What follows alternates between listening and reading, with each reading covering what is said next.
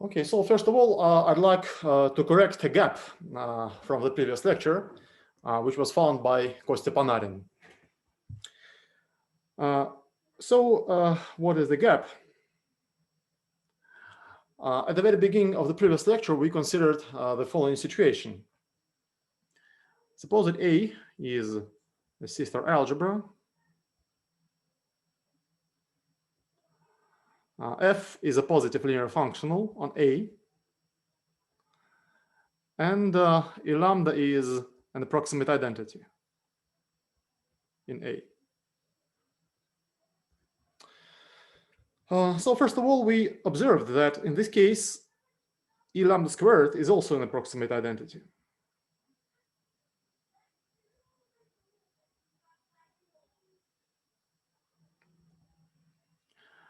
And by using this, we proved that we deduced that f of E lambda converges to the norm of f, and the same is true for f of E lambda squared, because E lambda squared is also an approximate identity. Next we deduced from this that if we take the canonical image of the approximate identity in the respective Hilbert space, then the resulting net converges to the canonical image of the identity in the unitization of A. So we have this convergence. And then by using this convergence, we deduced that there is a unitary isomorphism between the representation spaces of A and of its unitization. And finally, by using this isomorphism, we observed that the G-net representation pi f is cyclic.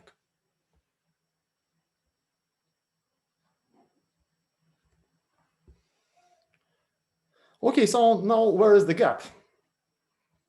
Actually, the gap is here. Let's recall that when we proved this convergence some time ago, a few lectures ago, we assumed that our approximate identity is not arbitrary. Actually, when we work with approximate identities in C-star algebras, we always assume by default that the approximate identity is positive, is bounded by 1, and is monotone. Now, the problem here is that even if E lambda is monotone, the approximate identity E lambda squared is not necessarily monotone.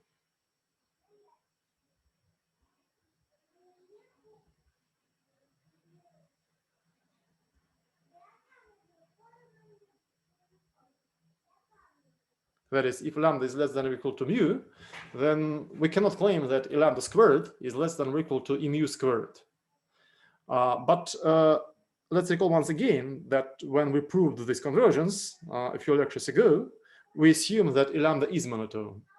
So formally, we cannot apply our earlier result to the approximate identity E lambda squared. Fortunately, the result itself is true. And here's the correction.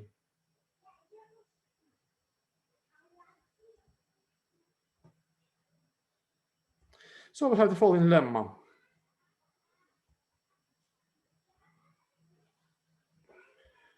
Suppose that A is a C-star algebra. F is a positive linear functional. A positive linear functional.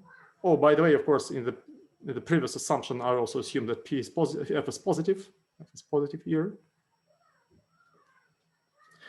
F is a positive functional, and E lambda is an approximate identity in A, such that it is still positive, is bounded by 1 as usual, but is not necessarily monotone.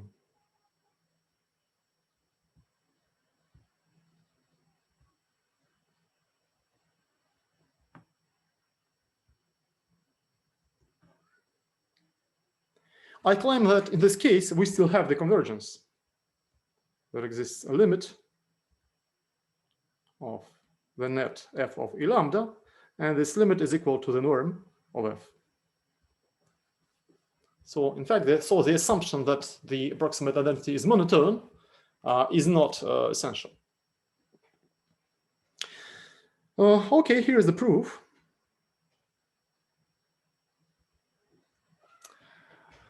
First of all, we may assume from the very beginning that the norm of f is equal to 1.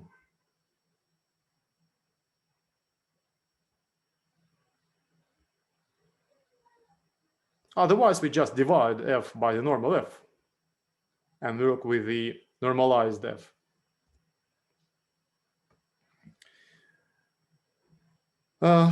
So we take now we take an arbitrary element A in the unit ball of our algebra. And let's observe that we have the following inequality.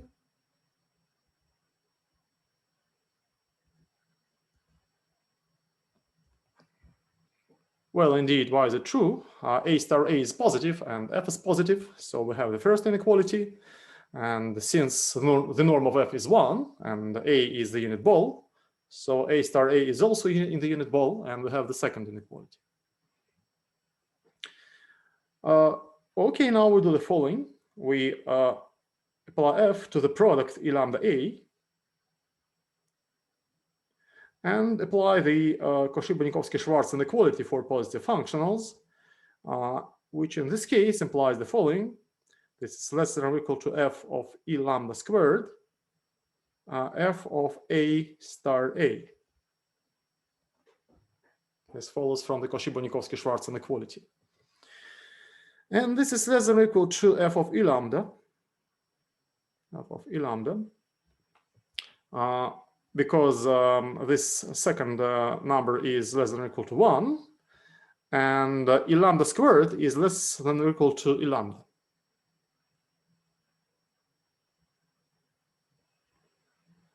This inequality follows from the First-Gelfand Dirac theorem. E lambda generates a commutative C-star algebra, and in commutative C-star algebras, this inequality is clear. It holds for each continuous function, which is between 0 and 1. Okay, so far the proof is exactly the same as before, as in our previous result, where we assumed that E lambda is monotone. So when we assume that it is monotone, next we took the limit over lambda.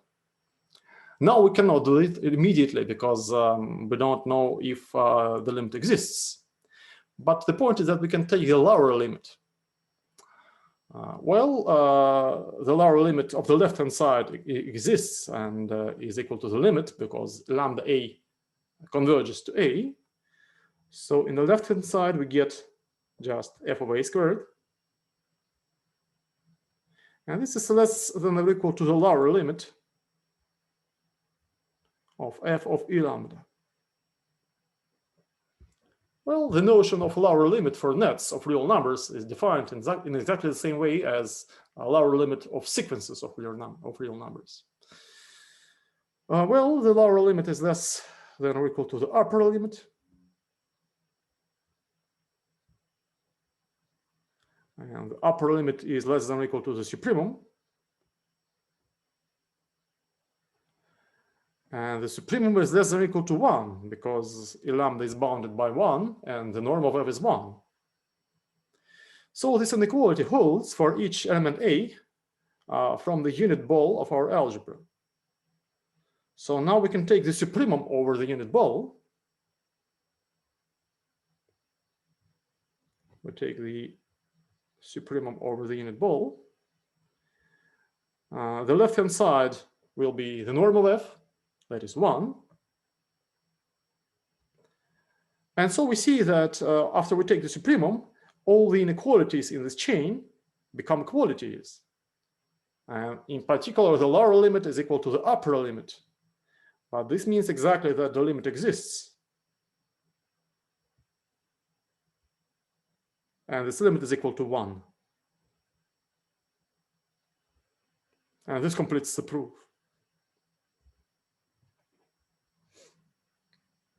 And this is a correction of our gap, because we now can apply this lemma to the approximate identity E lambda squared, which is not necessarily monotone.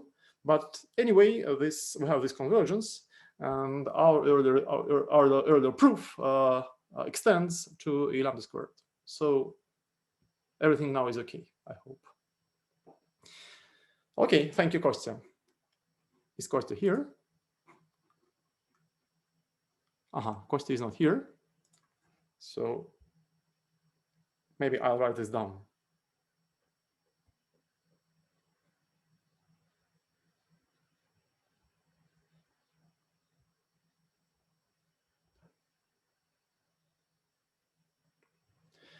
Okay, let's now come back to our discussion of tensor products of C-star algebras.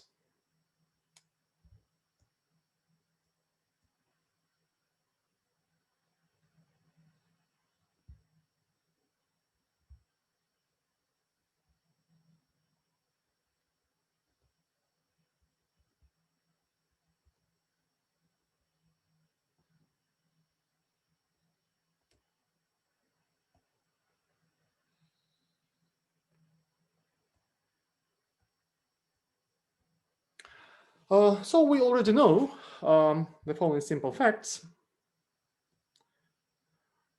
First of all, we already know that the tensor product of two star algebras is also a star algebra in the canonical way. Namely, if A and B are star algebras, then the tensor product, A tensor B, is also a star algebra. The multiplication on tensor product is uniquely determined on simple tensors by the following formula. And the involution, again, is uniquely determined on simple tensors by the following rule. So the tensor product of two star algebras is a star algebra. And also we know that if A is a C-star algebra, and if we consider the algebra of square n by n matrices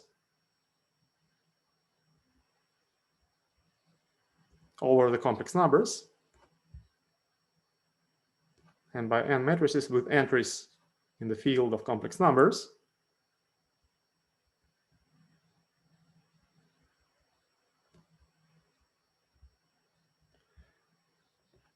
then their tensor product is also a C-star algebra.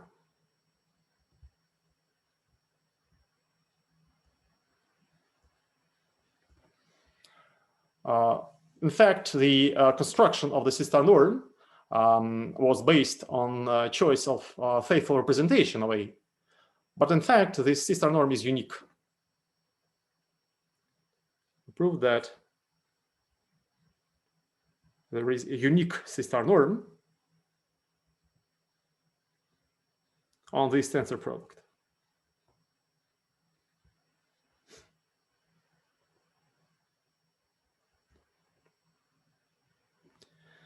And this was the end of the previous lecture. So what we want to do now is to extend this construction to arbitrary pair, to a pair of arbitrary C-star algebras. And to do this, we will need the notion of tensor product of Hilbert spaces. So we have the following proposition.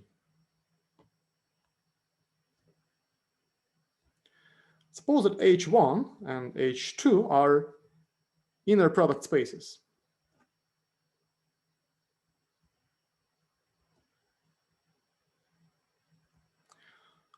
I claim that there exists a unique inner product,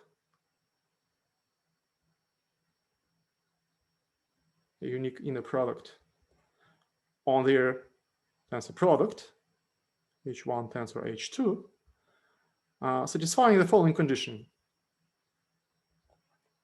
So if we take the inner product of two elementary tensors x1,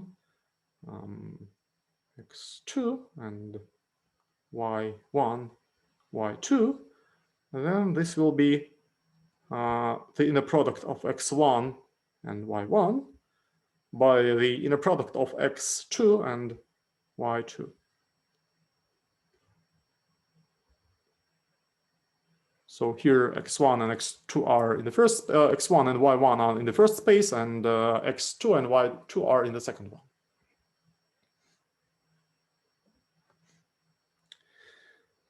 Okay.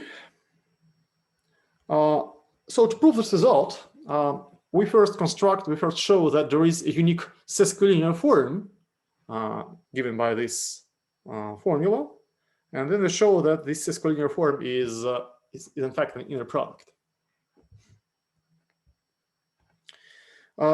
Okay. First of all, let's observe that the vector space of all sesquilinear forms on, say, H1. In fact, this holds for each pair of vector spaces. So let's denote them by E and F. So for each vector spaces E and F, we have the following natural bijection between the space of all sesquilinear forms on E cross F and the space of all bilinear forms on the product of E and the complex conjugate of F. This is clear from the definition of the complex conjugate space. But now the universal property of the algebraic tensor product shows that there is a natural bijection between this space and the space of all linear functionals on the tensor product of E and the complex conjugate of F.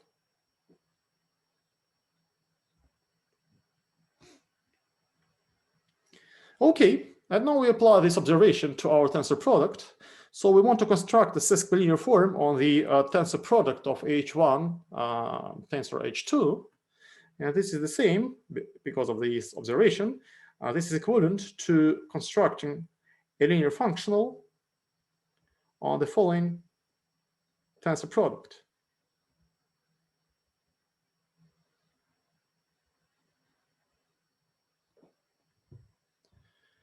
But we already know from the previous lecture that the complex conjugate of the tensor product is canonically isomorphic to the tensor product of the complex conjugate spaces. So we can now write this space in the following way.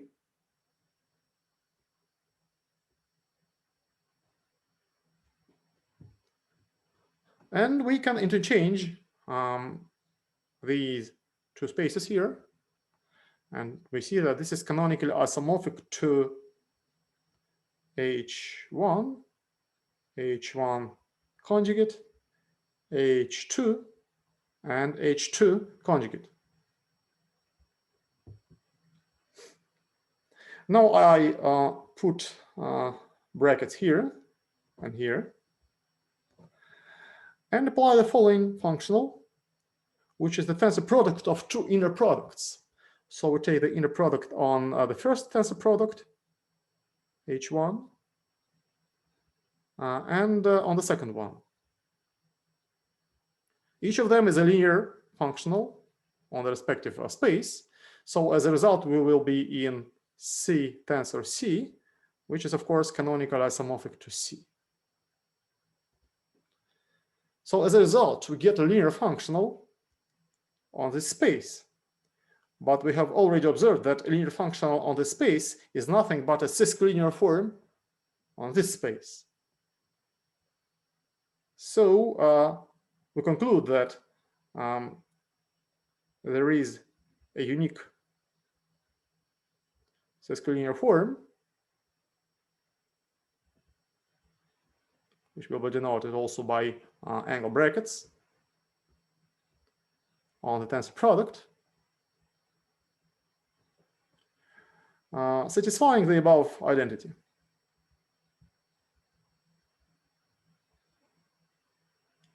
Satisfying this. Let's denote this identity by star.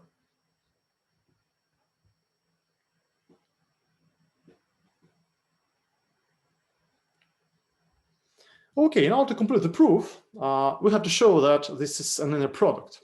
In other words, we have to show that this form is positive when we apply it to, when restricted to the diagonal. Okay, so we take an arbitrary element u in the tensor product.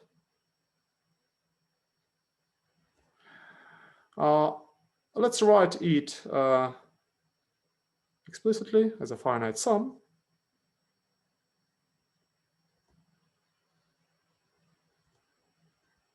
From 1 to say, n. And now let's write it in a more convenient form. So we, first of all, we choose an orthonormal basis in the linear span of the vectors z1 to zn. So let E1 to say EM be an orthonormal basis in the linear span of the vectors z1 to zn. If we now decompose each zi in terms of this basis, then we come to the following expression for u. So u will be a finite sum from 1 to m of xi tensor ei for some vectors xi in H1.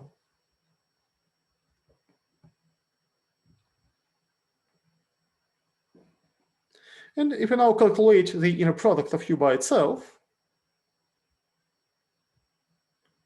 then since ei is an orthonormal family, we conclude that this inner product will be just the sum from 1 to m of xi squared. This follows from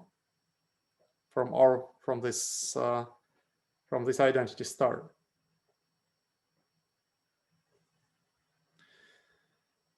And of course, this is strictly positive. This is strictly positive if u is non-zero. And this completes the proof. It shows that our sesquilinear form is in fact an inner product.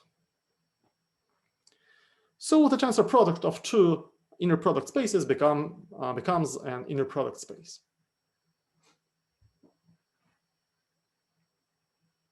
By the way, let's observe the following important property of the resulting norm on the tensor product. If we take an elementary tensor, say x tensor y, then its norm is equal to the product of the norms of x and y.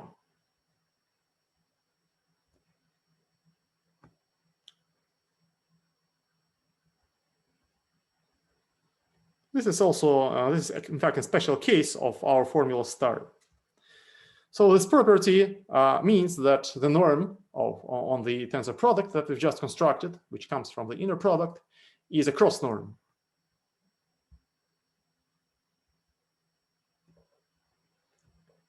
The norm that we just constructed, the norm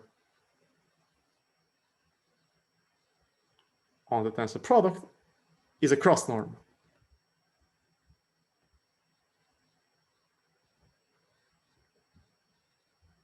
So in general, if we have two normed spaces, then a cross norm on their algebraic tensor product is any norm which satisfies this property.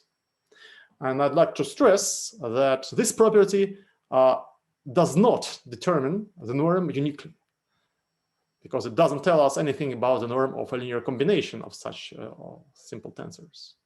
And in fact, if we have two normed spaces, then in general, there are many different cross norms on their tensor product.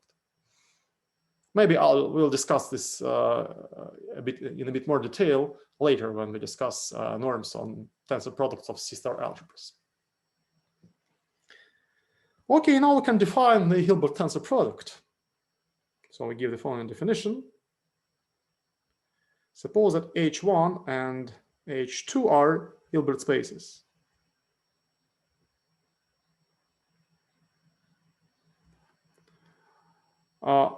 Then their Hilbert tensor product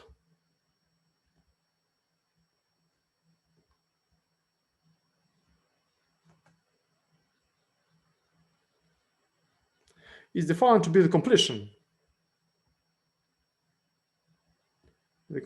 of their algebraic tensor product with respect to the inner product that we've just constructed. With respect to the inner product given by our formula star.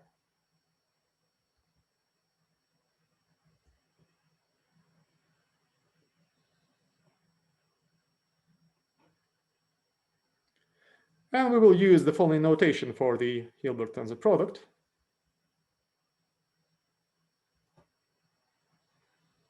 So we put a dot over the tensor product symbol in order to distinguish between the Hilbert tensor product and the algebraic tensor product. So we see that the Hilbert tensor product of two Hilbert spaces is also a Hilbert space. By the way, is it really necessary to take the completion here? Well, the answer is yes. This is useful exercise. The algebraic tensor product of H1 and H2 equipped with our inner product will be complete only in the trivial case where one of the spaces is finite dimensional. Either H1 or H2 is finite dimensional.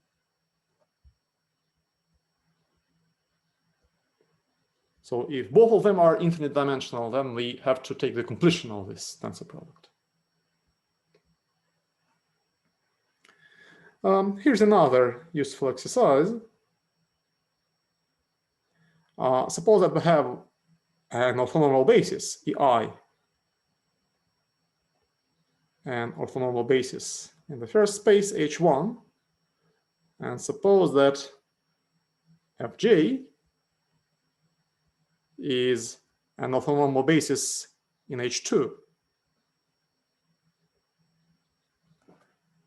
Then if we look at all elementary tensors of the following form, EI tensor Fj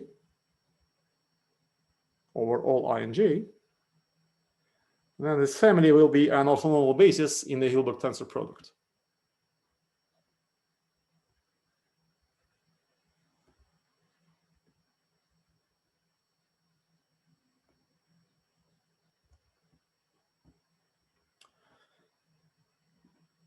Okay, let's now look at some concrete examples of Hilbert tensor products.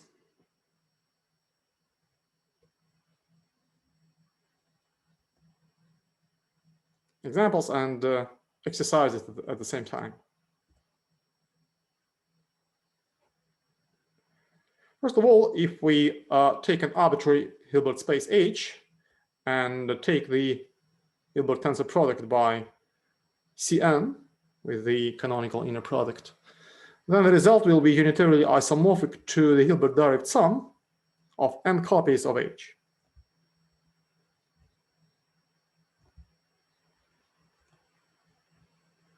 So here the isomorphism sign means a unitary isomorphism. More generally, if we now take an arbitrary Hilbert space H and consider the Hilbert tensor product by the little L2 space on an arbitrary index set I. So this is the space of square summable families indexed by I. Then the result will be unitarily isomorphic to the Hilbert direct sum of many copies of H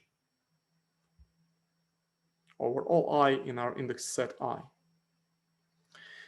And also this is unitarily isomorphic to the Hilbert space little L2 of IH, which consists, this is nothing but the Hilbert direct sum in this case, so it consists of all square summable families of elements in H.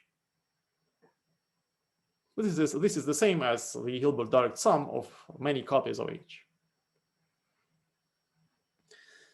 And one more example, one more exercise. Let's now take two big L2 spaces on two measure spaces X and Y. L2 of X, tensor L2 of Y. So this Hilbert tensor product is unitarily isomorphic to the L2 space on the product X cross Y.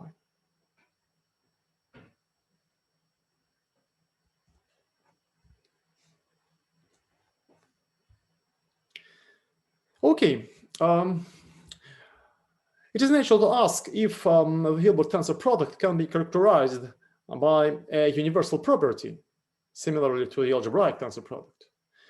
Well, the answer is yes, but it turns out that this universal property is not very convenient because the class of bilinear maps, which can be linearized by this universal property, is rather exotic. So we will not discuss the universal property of the Hilbert tensor product because it is not very useful for us. But what is really useful is that the Hilbert tensor product is functorial. More exactly, we have the following proposition. Suppose that we have Hilbert spaces H1, H2, K1, and K2 Hilbert spaces. Suppose that S is a bounded linear operator from H1 to K1, and T is a bounded linear operator from H2 to K2. I claim that there exists a unique bounded linear operator, which will be denoted as tensor T. This operator acts from H1 tensor H2 to K1 tensor K2, satisfying the following formula.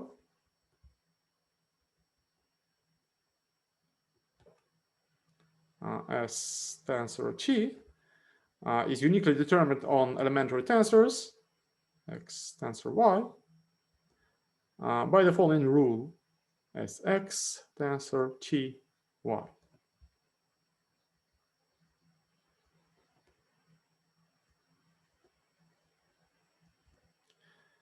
And moreover, the norm of this operator,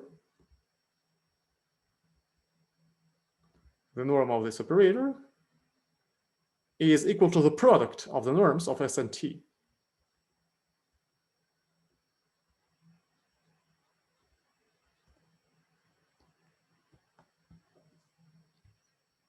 So this proposition shows that the Hilbert tensor product is a functor of two variables on the category of Hilbert spaces.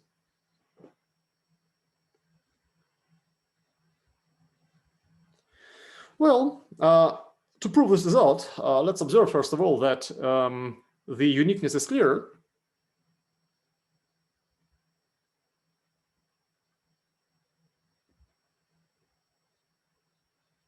The uniqueness is clear because, well, elementary tensors span a dense subspace in the Hilbert tensor product. And this gives us the uniqueness of such an operator. And it is also clear that if such an operator exists, then we have the following inequality. The norm of this operator is greater than or equal to the product of the norms.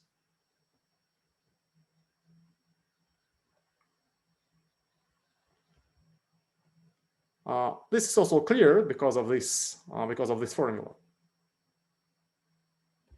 So when x and y are in the unit ball of h1 and h2 respectively, then this element will be in the unit ball of the tensor product. This gives us this inequality. Now to prove the existence. We first define our operator on the algebraic tensor product. There is a unique linear operator as tensor T from the algebraic tensor product of H1 and H2 to K1 tensor K2, satisfying the above condition.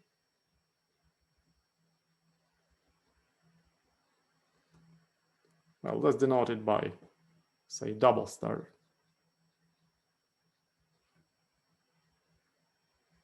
This is an elementary linear algebra. So now to complete the proof, it suffices to show that this operator is bounded. Now it suffices to show that this operator as tensor T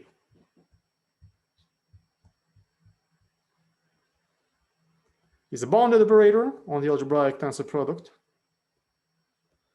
and that the norm of this operator is less than or equal to the product of the norms of S and T. Because if this is true, then we just extend this operator by continuity to the completions, and we get what we are looking for. To prove this statement, we can simplify our task a little bit, and we may assume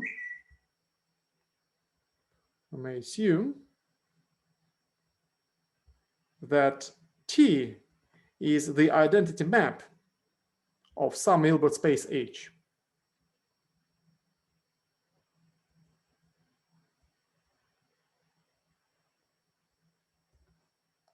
Well, indeed, if we prove this result in the case where one of the operators is the identity operator, then the general case of two operators, can be reduced to the previous case by the following simple formula. Well, actually, we don't need a dot here. This is the product of S tensor 1 and 1 tensor T. This formula is obvious, but if we prove that this operator is bounded and this operator is bounded, then of course their product is also bounded, and that's it. So everything is reduced to the case where one of the operators is the identity operator. Okay, we now take an arbitrary element in the tensor product. So let U be an element in the tensor product of H1 and H. And let's decompose U as in the proof of the previous result. So we decompose it in the following way: xi tensor ei from 1 to n, where e1 to en is an orthonormal family. E1 to en is an orthonormal family. We know that this is always possible. If we now apply our operator, in this case, this is S tensor 1, to this element U, then the result will be the sum of Txi tensor Ei. So the norm of this element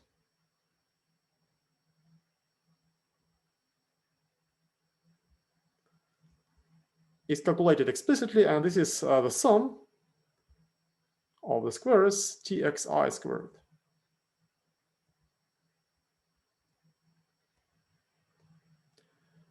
We can now estimate this as follows. This is less than or equal to the norm of T squared by the sum of xi squared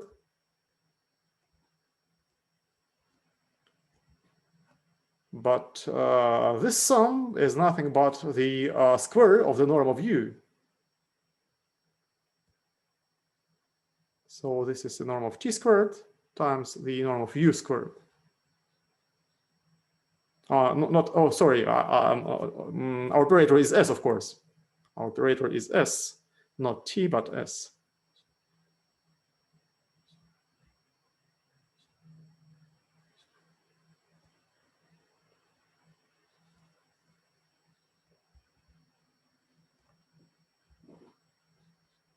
Okay, and that's it. So this inequality shows that that the norm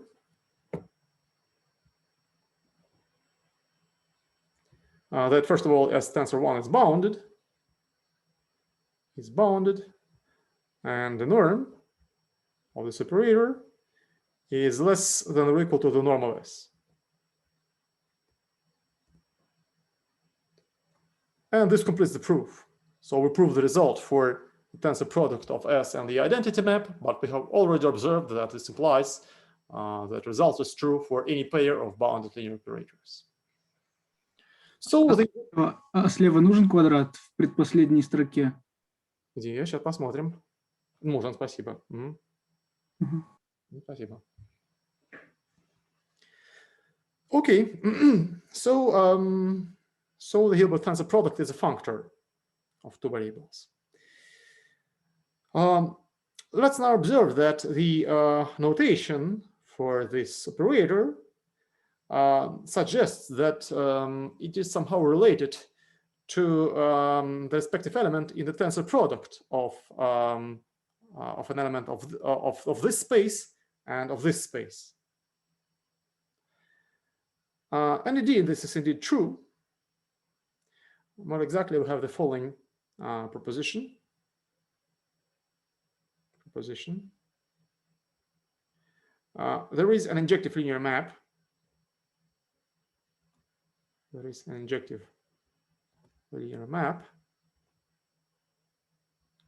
From the tensor product of spaces of operators, B of H1, K1, tensor B of H2, K2,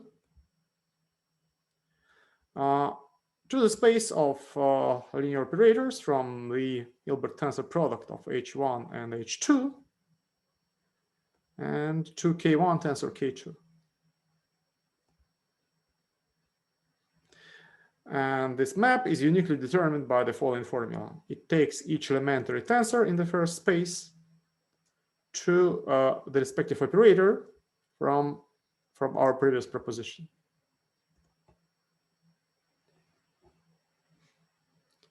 Of course, here the point is that this map is injective. Obviously, it exists by the universal property of the tensor, of the algebraic tensor product. So the point is that this map is injective. And let's prove this.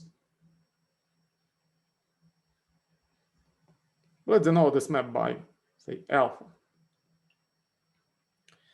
So let U be an element in this algebraic tensor product of spaces of operators from H1 to K1 and from H2 to K2.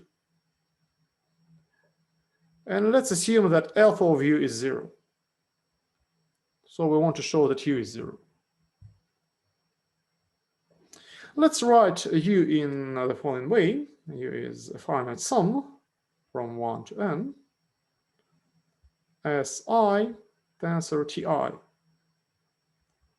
So Si are operators in this space, Ti are operators in this space, and without loss of generality, we may assume that Si are linearly independent. S1 to Sn are linearly independent.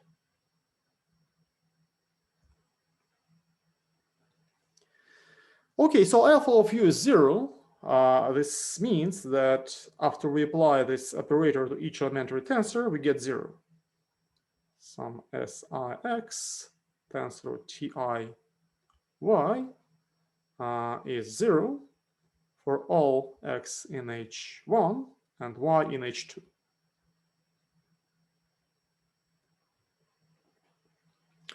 Now we do the following.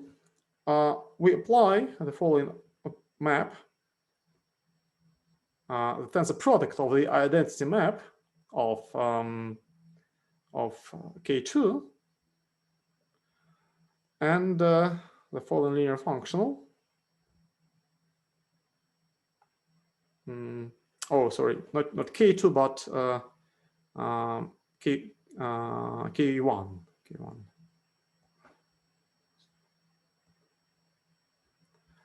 So we take the tensor product of the identity map by the following linear functional, where z is an arbitrary vector in H2, in K2.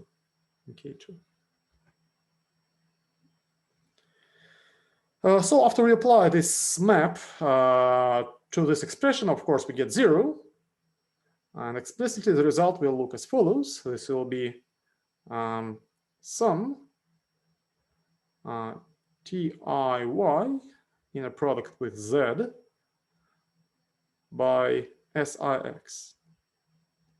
And this is 0 for all x in H1, y in H2, and z in K2.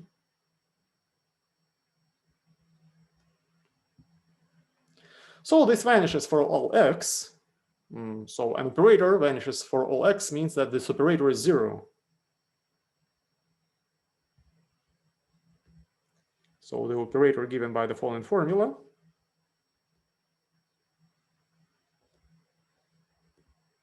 is 0. Okay, but now let's recall that the operators S1 to Sn are linearly independent. So this linear combination is 0, or if and only if all coefficients are 0.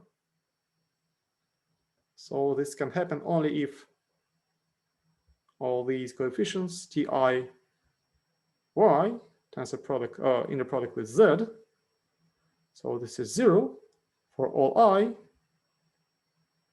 from 1 to n, for all y in H2, and for all z in K2.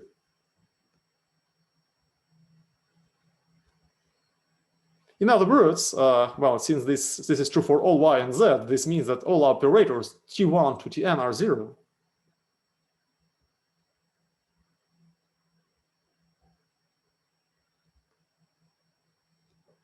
And so our initial element u, given by this formula, is also 0. And that's it. So this shows that alpha is injective. Is its image dense? I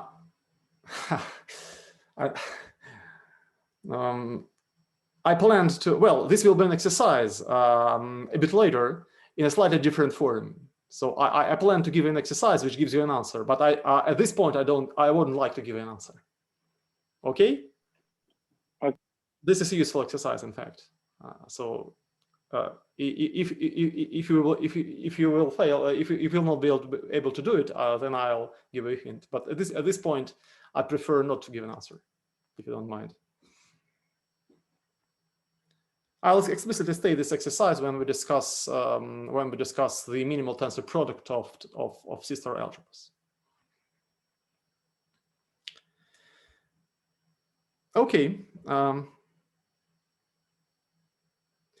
Okay, now let's come back to algebras. And now we're ready to define tensor product of star representations. So we have the following proposition.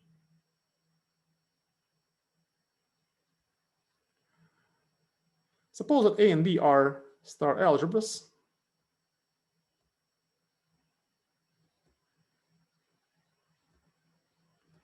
And suppose that we have two star representations. Pi is a star representation of A on the Hilbert space H1, and 2 is a star representation of B on the Hilbert space H2. Star representations. I claim that then there exists a star representation, which will be denoted like this. This is a star representation of the algebraic tensor product of A and B on the Hilbert tensor product of H1 and H2.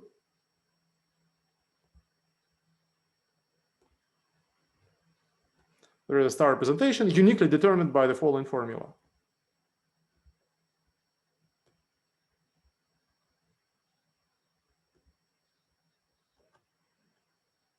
So it takes each elementary tensor, A tensor B, to the respective Hilbert space operator, pi of A, tensor tau of B.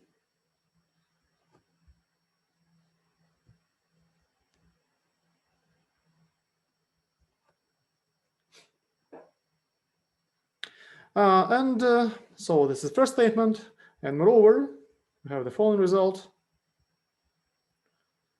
This representation is faithful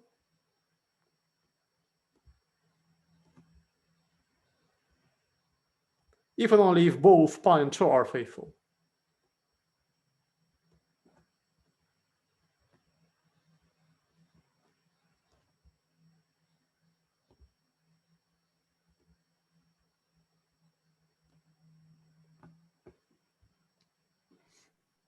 У меня вопрос. А если мы говорим, что представление вот faithful, оно в теоретическом множественном смысле faithful, а не в топологическом, правильно?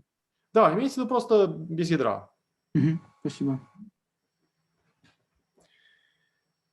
Okay, the proof is a short picture.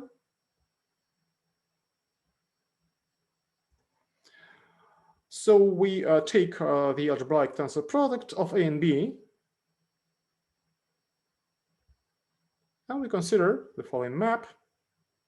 Actually, it's a star homomorphism, pi tensor tau. This is just the algebraic tensor product of pi and tau, which takes this algebra to the algebraic tensor product of B of H1 and B of H2.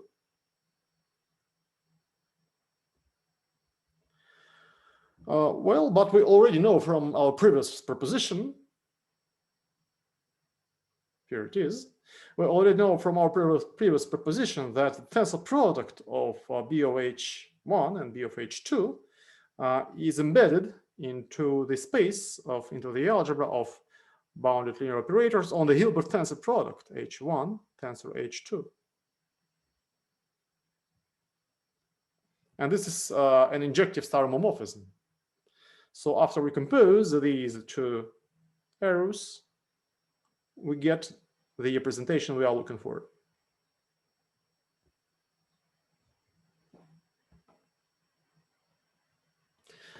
So this shows the existence of this representation. Clearly, it is unique because, again, for the same reason. So such elementary tensors span dense, not dense, but actually they span the whole tensor product of A and B. And the final statement about the faithfulness of this representation is also clear because it's a simple result from linear algebra that this map, the algebraic tensor product of pi and tau, is faithful if and only if pi and tau are faithful. And now, since this second arrow is injective, we conclude that this arrow is faithful if and only if this is faithful, and if and only if both pi and tau are faithful. And this completes the proof.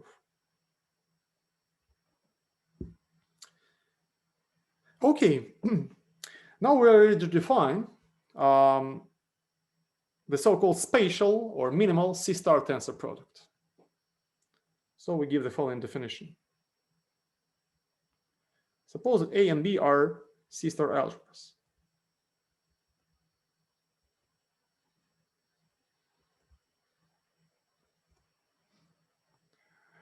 By definition, the spatial C-star norm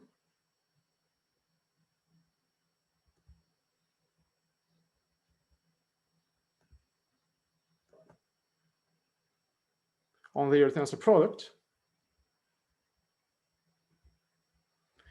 is given by the following formula. The norm of U, let's denote this norm by star, is constructed as follows. We take the universal representations of A and B respectively. We take their tensor product as described in the previous proposition. It is faithful by the previous proposition. We apply it to U and we take the respective operator norm. So here, omega A and omega B are the universal representations of A and B respectively. Is it true that we can replace the universal representation by any faithful representation? This is true. This is not obvious, but this is true, and we will prove it within half an hour, I hope. This is true, and it's very useful, in fact. But the definition is here. So first we take the universal representations and we define this norm by this formula. In Russian, spatial is пространственная. Пространственная — это со звездочкой норма.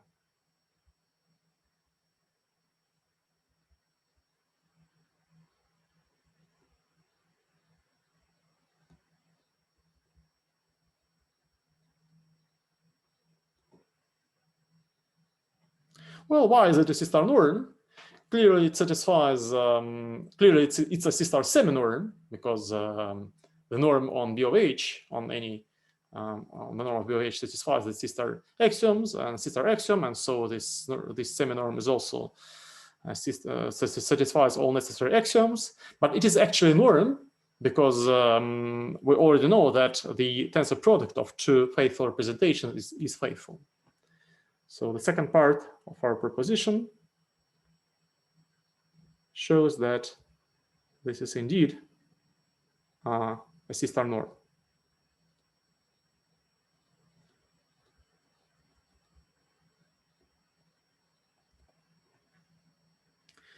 So now we can take the completion, and what we get is the so-called spatial tensor product of A and B. The completion of the algebraic tensor product with respect to this norm will be denoted in the following way. And it is called the spatial C-star tensor product.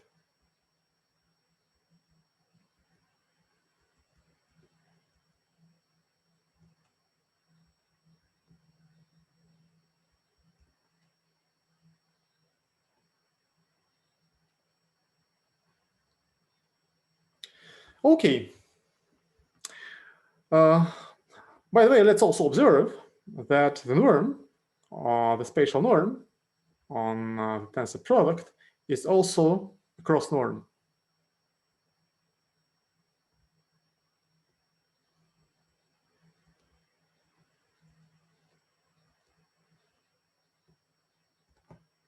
This is immediate from the construction. So when we apply this to an elementary tensor, of course, we get again an elementary tensor, omega of A, omega of B, and its norm is given by this formula.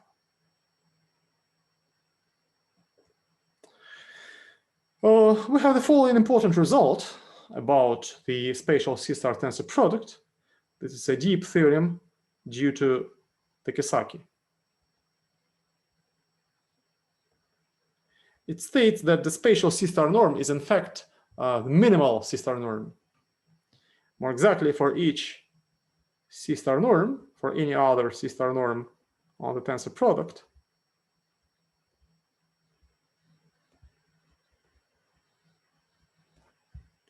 we have the following inequality. The spatial C-star norm is less than or equal to an arbitrary C-star norm.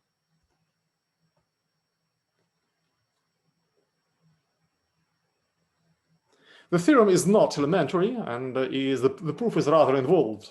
it involves many facts about C-star algebras that we still don't know about. So actually, we will not need this result, so I'll not prove it. Instead, we discuss some useful properties of the spatial C-star tensor product. But nevertheless, I'll introduce some standard notation, which is standard in the literature. Quite often, the spatial C-star tensor product is denoted like this, and it's called the minimal C-star tensor product.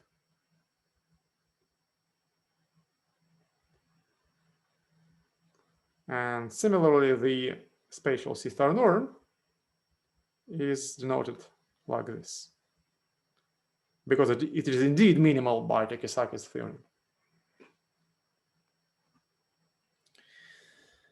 Okay. So anyway, we know that the tensor product of A and B in some sense becomes a C-star algebra after we take the completion with respect to the minimal C-star, with respect to the spatial C-star norm. There are some problems with this definition. Of course, the definition is very short, but in this form, it is almost useless. The first disadvantage is that this norm, the spatial C-star norm, is almost impossible to calculate explicitly, because the universal representation is something really huge, and it cannot be described in reasonable terms. If you take in concrete algebra, in general, we don't know anything about the set of all states, and as a result, about the universal representation. And so let me draw this. Let me write this down. So the first problem is our definition looks uncomputable.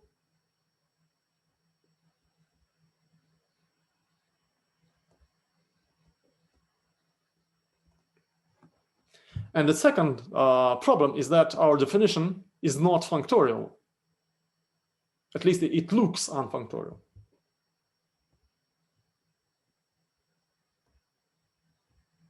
Non-functorial, maybe better. It looks non-functorial.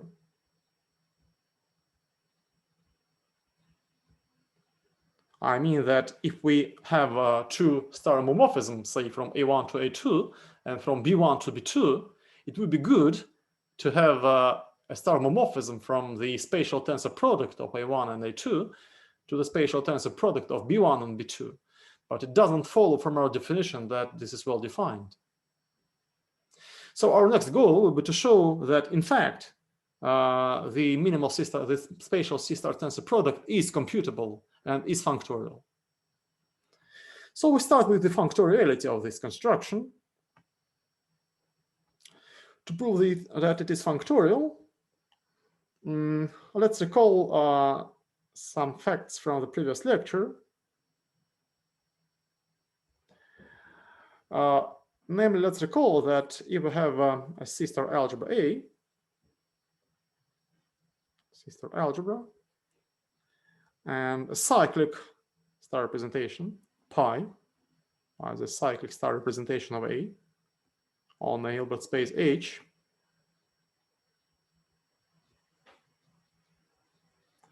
then we can choose a cyclic vector, little x in H, and we define a linear functional on our algebra by the following formula.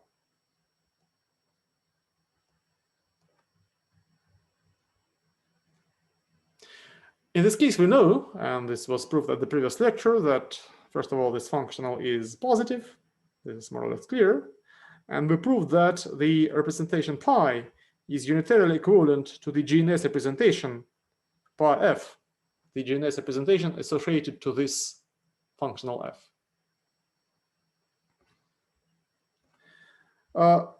We need the following lemma about this construction. I claim that the norm of this functional f is equal to the norm of x squared. So in particular, we see that F is a state. F is a state if and only if the norm of X is 1.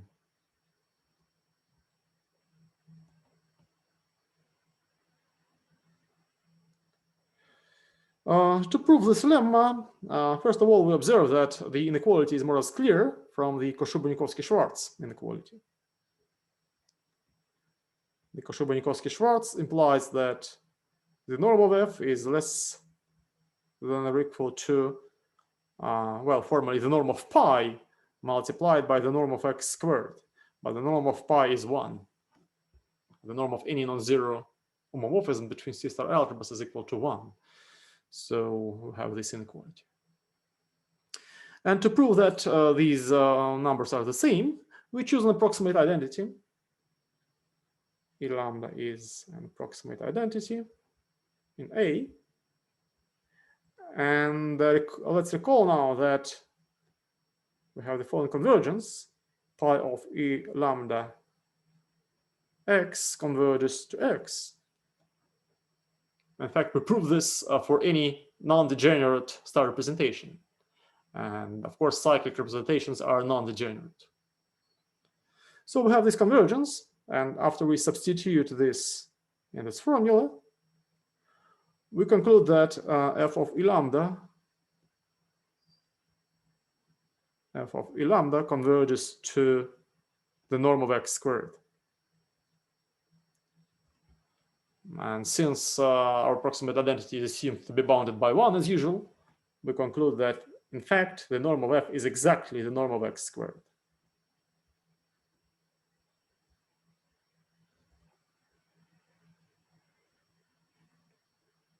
Okay, so this completes the proof of the lemma. And now we will give a different but equivalent definition for the spatial C-star norm, which will imply that this norm and the spatial C-star tensor product is functorial. So we have the following theorem. Suppose that A and B are C-star algebras.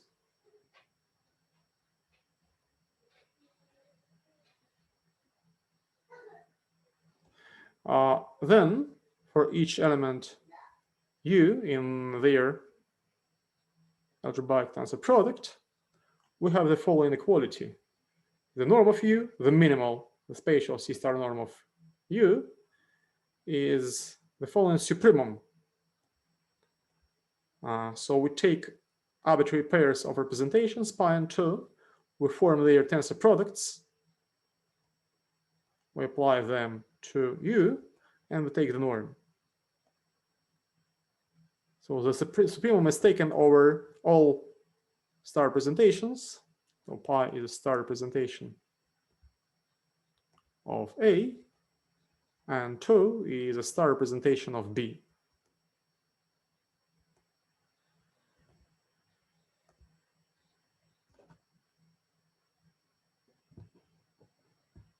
So this is an equivalent formula for the spatial C-star norm.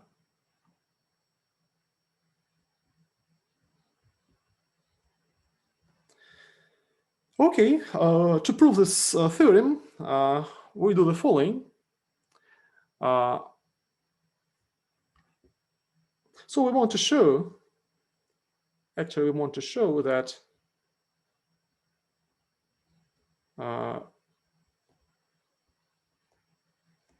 if we take an arbitrary pair of representations, pi and 2, then the following inequality holds.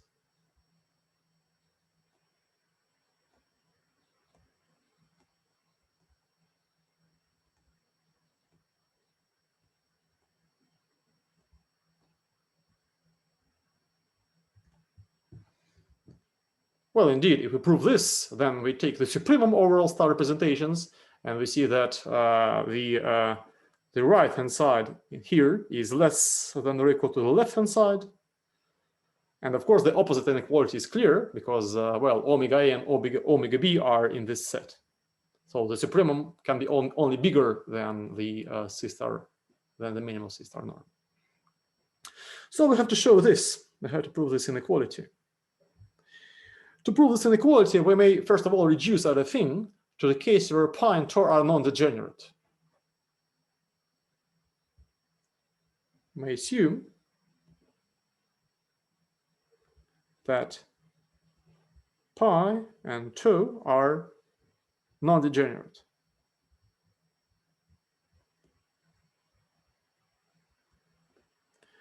Why is it so? Well, recall that in a general case, an arbitrary representation, an arbitrary star representation, decomposes as a direct sum of a non-degenerate representation and a trivial representation, that is, zero representation. So in a general case, we can write the following formula. Pi is the direct sum of pi prime and 0, and tau is direct sum of tau prime and 0, where pi prime and tau prime are non-degenerate.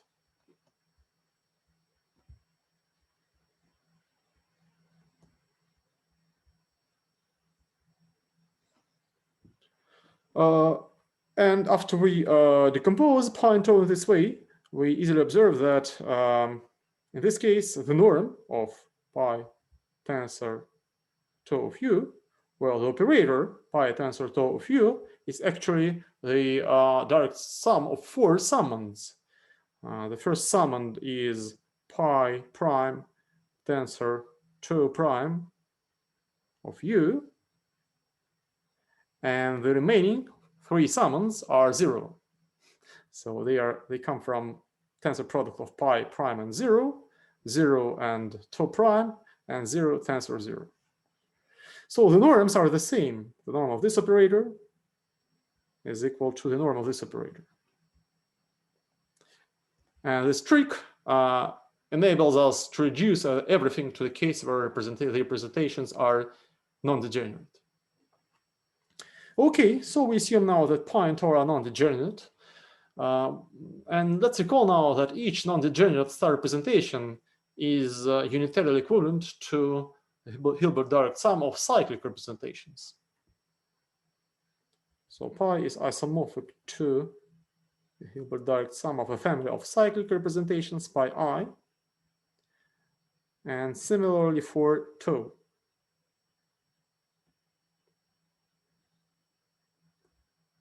Say tau j. And pi I and tau j are cyclic.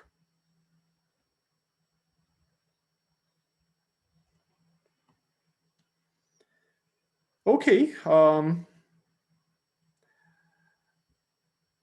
now we apply our lemma. So we know that each cyclic representation is unitarily equivalent to a GNS representation associated to some positive functional. But of course, we can always choose a cyclic vector in such a way that the norm of the cyclic vector is equal to 1.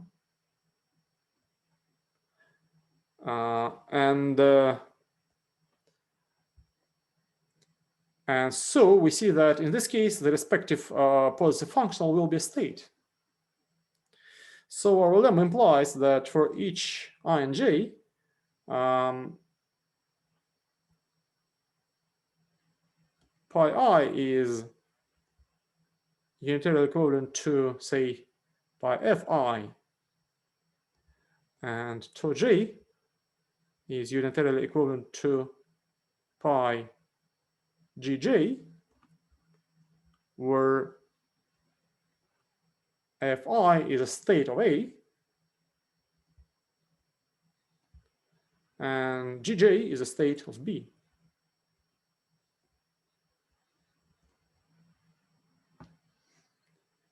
Okay, now let's form the tensor product.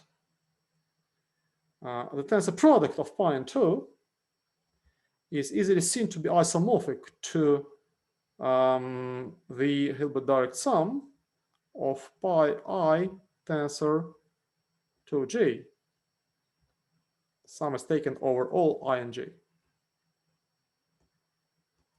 This is, in fact, a simple exercise, which easily follows from the definition, from the construction of the tensor product representation.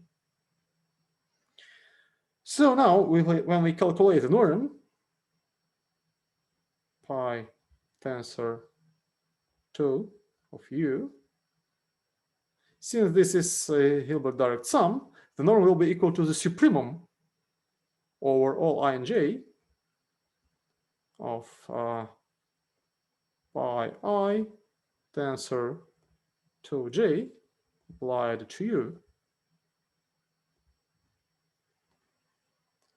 And now we know that each pi I is unitarily equivalent to a GNS representation, and the same for tau j. And the respective GNS representations are associated to states of A and B respectively. So this supremum is less than or equal to the following supremum. So now we'll take the supremum over all states. F is a state of A, and G is a state of B. And we take the supremum of all numbers of the following form, pi f tensor pi g applied to u.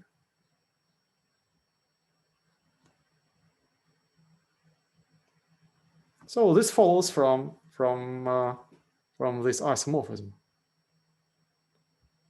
Okay, but what is this? This is nothing but the norm of the operator omega A tensor omega B applied to u. For the simple reason that omega A is just the sum, the Hilbert sum of these representations, and omega B is the direct sum of these representations. And this completes the proof. So we have shown that this inequality holds. This inequality gives us this formula.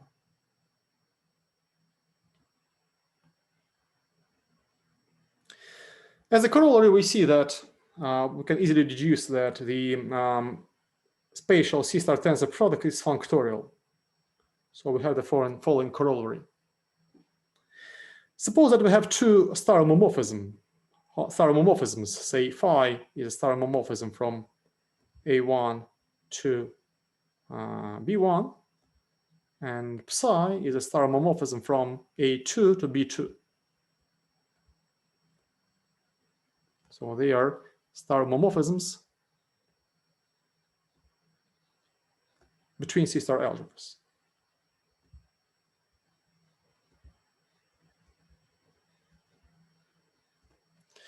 I claim then that in this case there exists a star homomorphism, which will be denoted by the following symbol. It acts from the spatial C-star tensor product of A1 and A2 to the spatial tensor product of B1 and B2. And this homomorphism is uniquely determined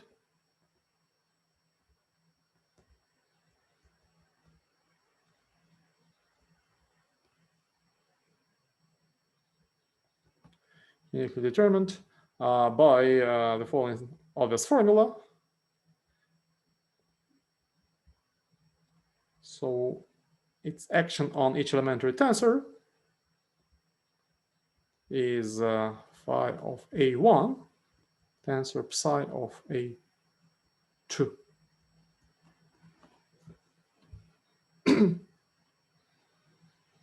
So as a result, the spatial C-star tensor product is a functor of two variables on the category of all C-star algebras. The proof is immediate from the previous theorem. First of all, of course, the first step, as usual, is to define this homomorphism on the algebraic tensor product. And this is clear from elementary linear algebra. So there is star homomorphism, phi tensor psi, between the algebraic tensor products.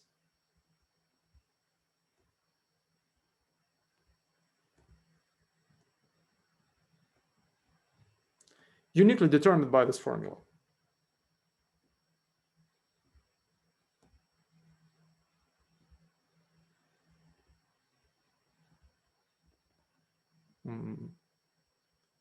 It's denoted by 3 stars.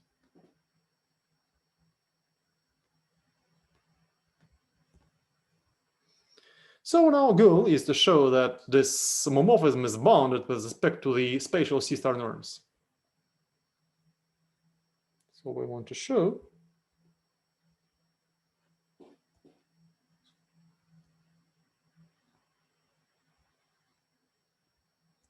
that this homomorphism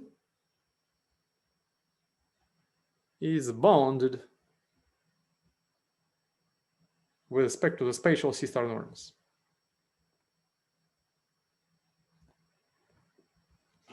After we prove this, we simply extend this homomorphism by continuity to the completions, and we get the result.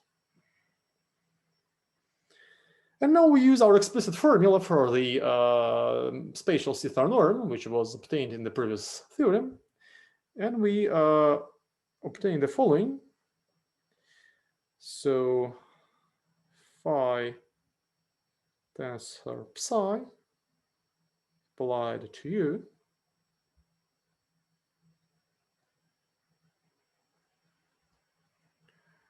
so U is an arbitrary element in the algebraic tensor product, A1 tensor A2. So by the previous theorem, this is the following supremum. This is the supremum of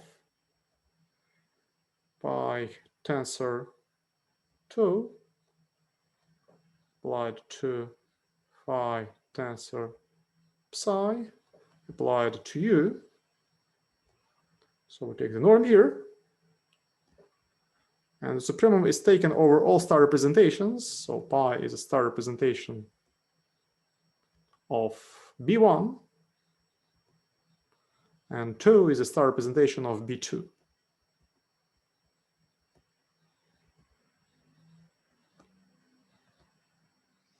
But now observe that the composition of these two maps is nothing but the tensor product of two representations, pi phi and 2 psi. And so, as a result, this supremum is less than or equal to the supremum taken over all pairs of representations of A1 and B1. Say pi 1 tensor 2 1 applied to U, where pi 1 runs over the class of all star representations of A1, and 2 1 is a star representation of A2.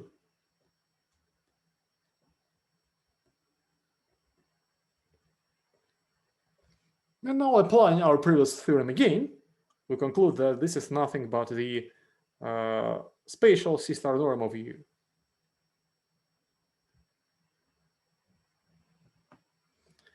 And this completes the proof. So we have shown that our homomorphism between the algebraic tensor product is bounded by 1 on the algebraic tensor product. And so we simply extend it by continuity to the completions. And so we see that the spatial C-star tensor product is functorial. So if we now come back to our earlier discussion of problems with our definition of the tensor product, we see that we have solved the second one. So our initial definition looks non-functorial, but in fact it is functorial. Okay, so that's all for today.